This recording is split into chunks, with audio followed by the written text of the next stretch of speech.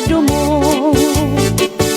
Ikaw pa dinalangan mo sa asawa mo nga pirmila na musdo. Di man la sa imo humangkot, bisang kahinahagkot sa dagat pagkulo. Bisan gada minsan imhamot, kung natukok si Mrs. ko na harong. Mawawara imo kalangot, nang di kagud sa iya madumo.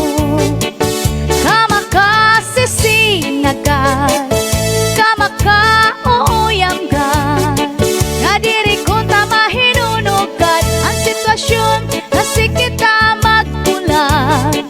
Kaya hala pag-ibaha, bisara ko magpadara, para maimahig ang natong pag-asawa.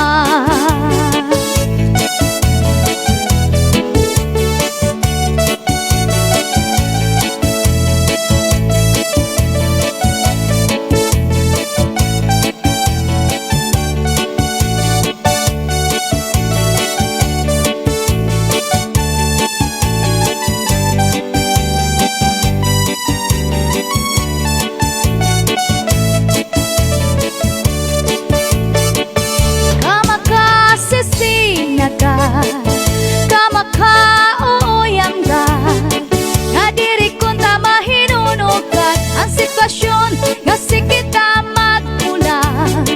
Kaya hala pag-ibaha, bisara ko magpadara, para maimahig ang natong pag-asawa. Di ka pa padinalango sa asawa mo nga pirmila na musto. Di man la sa imo humangkot, bisan kahinahagkot sa dagat pagkulo. Bisan gadang insan imhamot, kung natukok si Mrs. ko na harong. Mawawala imo kalangot, ngan di kagud sa iya madumo. Mawawala imo kalangot, ngan di kagud sa iya madumo.